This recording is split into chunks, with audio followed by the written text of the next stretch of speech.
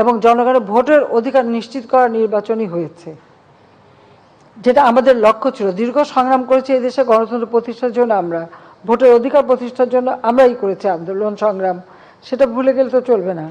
কাজে হ্যাঁ, আর ফিলিস্তিনের বিষয়ে তো আমি আগেই বললাম যে আমরা সবসময় ফিলিস্তিনিদের পক্ষে আছি, এবং আমি যেখানেই যাই সেখানে আমি আমার কথা আমি বলবই, কারণ যেভাবে গণহত্যা চলছে এটা অমানবিক। আর সব থেকে বড় কথা আপনারা দেখেছেন যে আজকে 900 ছাত্র, তারা নাকি ছাত্রছাত্রী মানে প্রফেসর থেকে শুরু করে সব গ্রেপ্তার হয়েছে এই আন্দোলন করার জন্য একমাত্র আমেরিকায়। আর এটা নাকি গণতন্ত্রের একটা অংশ, সেটা আমাদের শুনতে হয়।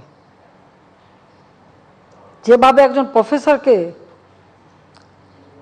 দাবড়ে ধরে মাটিতে ফেলে গ্রেপ্তার করা হলো, হ্যান্ডকাপ পরানো হলো। 2001 সালে বিএনপি জামাত ক্ষমতা আসার পরপরই ঠিক যেভাবে আওয়ামী লীগের নেতা কর্মীর উপর বিএনপির সন্ত্রাসী বাহিনী এবং পুলিশ বাহিনী যেভাবে অত্যাচার করেছিল, সেই অত্যাচারের কথাটাই মনে করিয়ে দেয়। অবশ্য আবার তাদের কাছে আমাদের মানবাধিকারের কথাও শুনতে, সবক নিতে হয়। এটাই হচ্ছে মানে সব থেকে দুর্ভাগ্যের। মাননীয় প্রধানমন্ত্রী, আমার নাম মঞ্জুরুল ইসলাম, ডিবিসি নিউজে আছি। যেহেতু মার্কিন যুক্তরাষ্ট্রের কথা বললেন, সেখানে সম্প্রতি 2 জন বাঙালিকে, বাংলাদেশি বংশোদ্ভূত আমেরিকানকে গুলি করে হত্যা করা হয়েছে। এ ব্যাপারে আপনি প্রতিবাদ জানিয়েছেন, কিন্তু আনুষ্ঠানিকভাবে এর কোনো বিচার দাবি করার কোনো উদ্যোগ নেবেন কিনা সেটা আপনার প্রশ্নের অংশ হিসাবে। আর আমার মূল প্রশ্ন হচ্ছে, 2 দিন আগে আপনি বলেছেন যে অতি বাম অতি ডান মিলে সরকারের বিরুদ্ধে এক ধরনের উৎখাতের ষড়যন্ত্র করছে। আপনি জাতীয় আন্তর্জাতিকভাবে দেশকে যেভাবে অর্থনৈতিকভাবে এগিয়ে নিয়ে যাচ্ছেন, বাংলাদেশের মানুষ তখন শঙ্কিত। সেই ক্ষেত্রে আপনার বার্তা কি বাংলাদেশের মানুষের কাছে এই ষড়যন্ত্র মোকাবেলার জন্য? এবং এই অংশের শেষ প্রশ্ন হচ্ছে, হিটস্ট্রোকে সারা বাংলাদেশ আক্রান্ত, সেখানে হিটস্ট্রোকে যারা মারা গেছে তাদেরকে দুর্যোগ হিসাবে ঘোষণা করলে যারা নিহত তারা এক ধরনের সরকারি সুবিধা পায়। এই বিষয়ে আপনার ভাবনা কি? আপনাকে ধন্যবাদ। দেখুন, গরম পড়াটা কিন্তু খুব নতুন কিছু না, এটা কিন্তু এর আগেও কিন্তু হিট স্ট্রোক হয়েছে এবং সবসময় এরকম হয়। তবে হ্যাঁ, এবারে যেমন সাধারণত আমাদের বৈশাখ মাসে কালবৈশাখীটা হতো, এখন এবার কালবৈশাখীটা একটু পিছিয়ে গেছে। এটা হলো বড় কথা, যার জন্য মানে প্রচণ্ড গরম। এবং সেই ক্ষেত্রে এর মধ্যে আপনারা নিশ্চয়ই দেখেছেন যে আমাদের দলের পক্ষ থেকে, আমাদের সহযোগী সংগঠন থেকে শুরু করে সকলেই আমাদের পানি বিতরণ করা বা মানুষকে নানা রকম সহযোগিতা দেওয়া, আমরা কিন্তু সেটা দিয়ে যাচ্ছি। আর যারা মারা গেছে অবশ্যই এটা অত্যন্ত দুঃখজনক। তবে আমরা সবাইকে সাবধান করে দিচ্ছি যে চলাফেরা সব কিছু সময় যেন একটু সাবধানতা অবলম্বন করে থাকে, বেশি মানে ক্ষণ রোদে না রাখা বা একটু ছায়া জায়গায় থাকা, আর বিশেষ করে প্রচুর পানি খাওয়া, এবং আমরা স্যালাইন, পানি, এমনকি ছোট ছোট ছাতা, গ্যাপ, আমাদের দলের এবং সহযোগী সংগঠনের পক্ষ থেকে যতদূর সম্ভব আমরা কিন্তু মানুষের পাশে যাচ্ছি। সরকারের পক্ষ থেকেও আমরা সচেতনতা সৃষ্টি করা এবং সব ধরনের ব্যবস্থা আমরা নিচ্ছি। কাজে এটা এখন প্রকৃতির সাথে তো কিছু বলার নেই। পাশাপাশি আবার যেহেতু এই গরমের জন্য হিমালয়ে বরফ গলছে, পানিও আসছে, যেসব নদীতে পানি থাকতে হবে, তিস্তার পানি কিন্তু প্রায় দ্বিগুণ পানি আছে এখন। কিন্তু সাথে সাথে আবার সম্ভাবনা দেখা দিয়েছে আমাদের সিলেট বা ওই অঞ্চলে বন্যার, তো সে হয়তো বন্যাও আসবে। তো যে কোনো প্রাকৃতিক দুর্যোগ আসলে সেটা মোকাবেলা করার মতো সক্ষমতা কিন্তু বাংলাদেশের আছে। অন্তত আমরা আওয়ামী লীগ সরকার আসার পর থেকে এটা আমরা ব্যবস্থা নিই, এবং সেটা অবস্থা বুঝি আমরা যখন যেটা করার আমরা সেভাবেই প্রস্তুতি নিচ্ছি। আর কি প্রশ্ন ছিল?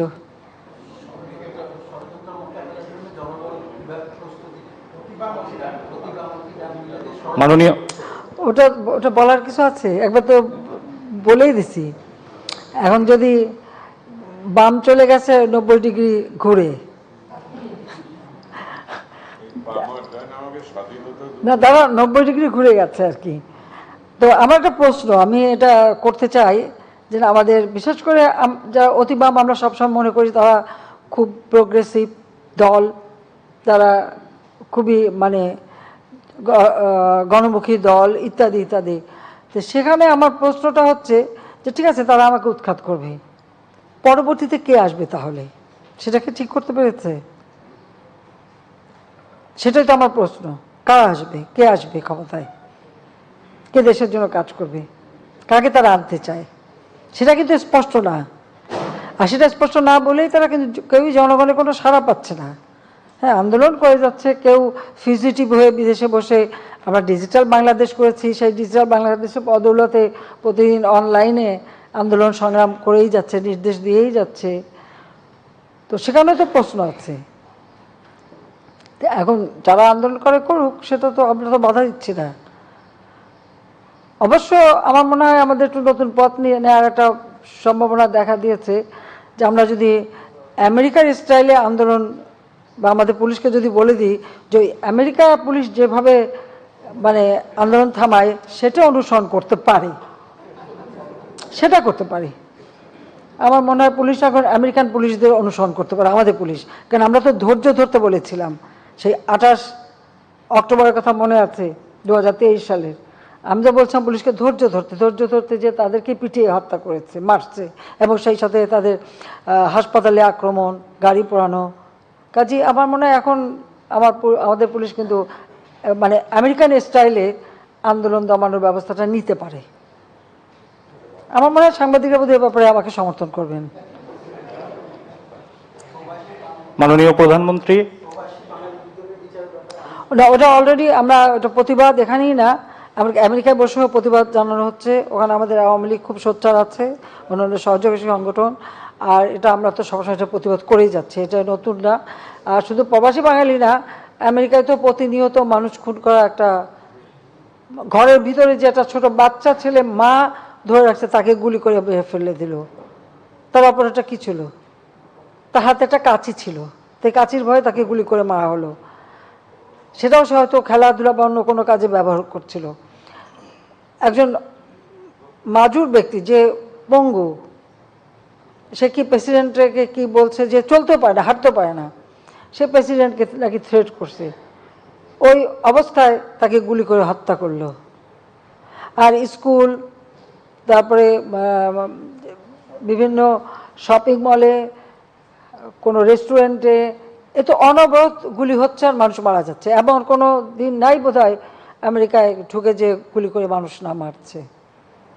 তো তাদের সেদিকে নজর দেওয়া উচিত, যে তাদের দেশে এই যে প্রতিনিয়ত মানবাধিকার লঙ্ঘন হচ্ছে আর গুলি করে একেবারে মানে যারা সাধারণ নিরীহ মানুষগুলিকে হত্যা করা হচ্ছে, এটা তো তাদের দেখা উচিত, নিজের ঘরের দিকে আগে সামলানো উচিত। তো প্রতিনিয়ত মানবাধিকার লঙ্ঘন করা। আর আমাদের বাংলাদেশে এর আগেও আমাদের বাংলাদেশে কয়েকজনকে হত্যা করা হয়েছে, আমরা তার প্রতিবাদ করছি এবং সেটা তারা বিচার করে আমাকে জানিয়ে হচ্ছে। তা সেটা আমাদের যেটুকু করার আমরা করে যাচ্ছি। মাননীয় প্রধানমন্ত্রী, আমি রুহুল আমিন তুহিন, RTVতে কাজ করি। মাননীয় প্রধানমন্ত্রী, থাইল্যান্ডে একটি সফল সফর শেষ করে আপনাকে ধন্যবাদ। পাশাপাশি সুযোগ পেয়ে আমি একটু ধন্যবাদ দিতে চাই যে বাংলাদেশে যতগুলো মেগা প্রকল্প করছেন তার মধ্যে অন্যতম দুটি মেগা প্রকল্পের নিয়মিত উপকারভোগী আমি। একটা হচ্ছে মেট্রো রেল, যেটা দিয়ে প্রত্যেকদিন অফিসে আসি, আর একটা পদ্মা সেতু, যেটা দিয়ে আমি বাড়ি যাই। এজন্য আপনাকে ধন্যবাদ। মাননীয় প্রধানমন্ত্রী, আপনি থাইল্যান্ডে যে বিষয়গুলো নিয়ে আলোচনা করেছেন তার মধ্যে অন্যতম একটি বিষয় ছিল কৃষি। আমার দাদা একজন প্রসিদ্ধ কৃষক ছিলেন, বলা হতো আমাদের বাড়িতে 12 মাসে 13 ফসল হতো। তো এই জন্য কৃষির প্রতি আমার একটা দুর্বলতা আছে। মাননীয় প্রধানমন্ত্রী, আপনি গত সংবাদ সম্মেলনে বলেছেন, বিভিন্ন সময় বলে থাকেন যে সমবায় ভিত্তিক কৃষির উপরে গুরুত্ব আরোপ করেন। বঙ্গবন্ধুরও স্বপ্ন ছিল সমবায় ভিত্তিক কৃষি। মাননীয় প্রধানমন্ত্রী, তো সেক্ষেত্রে আমি বিভিন্ন সময় অনেকের সাথে আলোচনা করে দেখেছি যে একটা আস্থার সংকট কাজ করে কৃষকদের মধ্যে, একটা ভয় কাজ করে যে আমার জমি থাকবে কিনা, আমার ফসল আমি ঠিকমতো পাবো কিনা। তো এই সমবায় ভিত্তিক কৃষি বাস্তবায়ন করার জন্য এই যে আস্থার জায়গাটা, এটা অর্জন করার জন্য আপনার সরকারের কোনো পরিকল্পনা আছে কিনা, এই বিষয়টা জানতে চাই মাননীয় প্রধানমন্ত্রী। এখানে আমি একটা স্পষ্ট বলতে চাই, আমাদের দেশে যেটা হয় যে পরিবার যখন বড় হয়ে যায়, জমি ভাগ হয়ে যায়, জমিতে আল বসানো হয়, এরপরে ওটা চাষ করতে গেলে আমরা যদি এখন যান্ত্রিকীকরণ করতে চাই, তো সেটা করতে গেলে পরে তো আমাকে তো একটানা বড় জমি লাগবে, আমি তো ছোট ছোট খণ্ড খণ্ড জমিতে করতে পারবো না। সেখানে যে কারণে জাতিপিতা বঙ্গবন্ধু শেখ মুজিব বলতেন যে আমাদের যতগুলি আইল আছে সেই আইলগুলি যদি জোড়া দেওয়া হয় তো ফরিদপুরের মতো মানে একটা জেলার সমান অতখানি চাষোপযোগী জমি আমাদের বের হয়ে আসবে। সেই জন্যই তিনি এই ব্যবস্থাটা নিয়েছিলেন এবং আপনারা যদি স্মরণ করতে পারেন তিনি কিন্তু এই কৃষি যান্ত্রিকীকরণের কথা এটা কিন্তু জাতিপিতা বঙ্গবন্ধুই বলতেন, যে ট্র্যাক্টর ব্যবহার, তারপরে রিপেয়ার ব্যবহার, বিভিন্ন সে যন্ত্র মাধ্যমে ব্যবহার করা, চাষ করার জন্য জমি করা। আর মালিকানাটা কিন্তু মালিকানা যার মালিকানা তার থাকবে, মালিকানা তো কেউ নেবে না। আর এখন তো আমরা ডিজিটালাইজ করে ফেলেছি, সমস্ত রেকর্ড যার যাটা তার হাতেই থাকবে, কাজে কৃষকের জমি তো কখনো নেওয়া হবে না। আর এখন তো হচ্ছে এভাবে চাষ, সমলয় চাষটা হচ্ছে, সমলয়টা কিন্তু এই একই ধরনের ওই অনেকটা মানে আমি বলবো যে আমাদের সমবায় ভিত্তিক সেটাকেই, যে একই সাথে চাষ করে যার যার জমির অংশে সে তার ভাগটা নিয়ে নিচ্ছে। কাজে এখানে তো মানে আস্থা হারাবার কোনো বিষয় নয়, বরং আমি বলবো যদি আমরা এভাবে চাষ করতে পারি আমাদের ফসল উৎপাদন দ্বিগুণ তিনগুণ হবে। আমি এই ব্যাপারে একটা নিজে, আপনারা জানেন যে আমার একটা প্রকল্প একটি বাড়ি একটি খাবার, যেটা এখন নাম দিয়েছে আমার বাড়ি আমার খাবার। তো আমি আমার টুঙ্গিপাড়ায় দাঁড়িয়ারকুল ওখানে একটা আমার বাড়ি আমার খামারের একটা সমবায় আমি সমিতি করে রেখেছি। আমি সেখানে উপদেষ্টা এবং আমাদের জমি থেকে 9 বিঘা জমিও সেখানে দেওয়া আছে। এবারে আমি যেটা করছি, এটা করার আগে কৃষকের ভিতরে যাতে আস্থাটা থাকে সেটার জন্য আমাদের যত অনাবাদি জমি ছিল ওই এলাকায়, এখানে কিন্তু অনেক অনাবাদি জমি ইতিমধ্যে চাষের আওতায় চলে এসছে। এবং আমি যখন এটা উদ্যোগটা নেওয়া হলাম, এটা করলাম, করার সাথে সাথে দেখলাম আমার আশেপাশে অন্য যারা কৃষক তারাও খুব উৎসাহিত হলো, আর তারাও কিন্তু সেখানে চাষ শুরু করে দিয়েছে নিজেরা, এবং নিজেরাই আবার নিজেদের জমি পরিষ্কার করে দিচ্ছে। এবং আমরাও করে, আমার পক্ষ থেকে আমি করে দিচ্ছি, আমাদের ট্রাস্টের পক্ষ থেকে 2টা মেশিন আমি কিনে দিয়েছি সেখানে। কাজে তারা এখন চাষ করে দেখা গেল যে যে ফসলটা উঠলো একই সাথে, ওঠার পর কার জমিতে কতটুকু সেই অনুপাতে সে তার ফসলের ওই ফসল বিক্রি করে টাকার ভাগটা তাদেরকে দিয়ে দেওয়া হয়েছে। আর আমাদের ওখানে পানি বেশি, তো যখন আমরা এই চাষ করি যেখানে যে পানি বেশি ছিল সেখানে কিন্তু মাছের চাষ হয়েছে। এই মাছের চাষ হওয়ার ফলে যে মাছ উঠে এসছে, প্রথমেই পেলাম 88 মণ মাছ, তার পরবর্তীতে আর এক ধাপে আসলো আর প্রায় 102 মণ, এরপরে আরও প্রায় 10 না 15 মণ মাছ পাওয়া গেল। সর্বসাকুল্যে সব মাছ বিক্রি করে 8 লক্ষর উপরে টাকা যার যার জমি যেখানে যেখানে ছিল সেই জমির অনুপাতে তাকে সে টাকার ভাগ দেওয়া হলো। যারা সেখানে শ্রম দিয়েছে, কিষাণী যারা শ্রম দিয়েছে তাদেরকে ভাগ দেওয়া হয়েছে, এবং আমি আমার ভাগে 1 লাখ টাকা পেয়েছি। তো আমার এটা করার উদ্দেশ্য হলো আমি এই মডেলটাকে নিজে তৈরি করাচ্ছি আমাদের এলাকায়, নিজের এলাকায় করে এটা একটা মডেল হিসেবে দাঁড় করাবো। তখন মানুষ যদি দেখে যে হ্যাঁ এতে সে লাভবান হচ্ছে, নিশ্চয়ই তার আর আস্থার জায়গাটা হারাবে না। কারণ এখানে যারা আপনারা শহরে থাকেন আপনাদের সবাই কিছু কিছু জমি আছে, কিন্তু সেই জমি দেখার বা চাষ করার বা সেরকম কোনো লোক থাকে না, জমি অনাবাদি পড়ে থাকে। তো যারা মানে অনুপস্থিত মালিক তারা তো এখানে বসে একটা ভাগ পাবেন, যারা উপস্থিত থাকছেন না, হয়তো কেউ না কেউ জমি করছে বা কেউ বর্গা দিচ্ছেন, কেউ আদলা দিচ্ছেন বা কেউ কন্ট্রাক্টে দিয়ে দিচ্ছেন। আমাদের বহু জমি কন্ট্রাক্টে দেওয়া আছে, আমরা তাদের ওই কন্ট্রাক্টে দিয়ে দিই, যা অতিরিক্ত ফসল হবে সেটা তারাই ব্যবহার করবে, আমরা চাই না। তো এইভাবে যা করছে, কিন্তু আমরা যদি এভাবে চাষ করতে পারি তা আমার ফসলের উৎপাদনটাও বাড়বে। আর তাছাড়া এই সমবায়ের মাধ্যমে মানে সারের ব্যবস্থা, বীজের ব্যবস্থা উন্নত মানের, এবং এই চাষ করার জন্য যা ব্যবস্থা বা ধান কাটার ব্যবস্থা সবই তো সমবায়ের মাধ্যমে হবে। তো সমবায়ের মাধ্যমে হলে পরে কারণ কোনো খরচ কিন্তু ওখানে আর নিজেকে করতে হচ্ছে না, কারণ ওই ফসলের থেকেই একটা অংশ সমবায়ে থাকবে বা সরকারের কাছে থাকবে, যেটা পরবর্তী চাষের জন্য ব্যবহার করা হবে। তার আর খরচ লাগবে না, কিন্তু ফসলের ভাগটা পাবেন বা অর্থটা উপার্জন করতে পারবেন, সেইভাবেই আমরা কিন্তু এটা করতে চাচ্ছি। এবার যেটা জাতিপিতা করতে চেয়েছিলেন কিন্তু করতে দেওয়া হয়নি, যদি এটা হতো তা আজকে আমাদের কোনোদিন আর দেশে খাবার ঘাটতি ছিল না। এটা ভুলে যান কেন, 96 সালে যখন সরকার গঠন করলাম 40 লক্ষ মেট্রিক টন খাদ্য ঘাটতি, উন্নত মানের বীজ পাওয়া যেত না, কারণ বিএডিসিটাও বন্ধ করে দেওয়ার মানে উপক্রম করেছে, প্রায় বন্ধই করে দিচ্ছিল।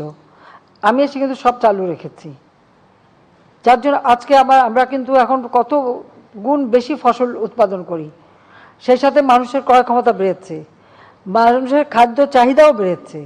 আগে যারা এক বেলাও খাবার জোটাতে পারতো না, আল্লাহর রহমতে এখন কম করেও 2 বেলা তো তারা খায়, 3 বেলা 4 বেলাও খেতে পারে, সেই সক্ষমতা বেড়েছে।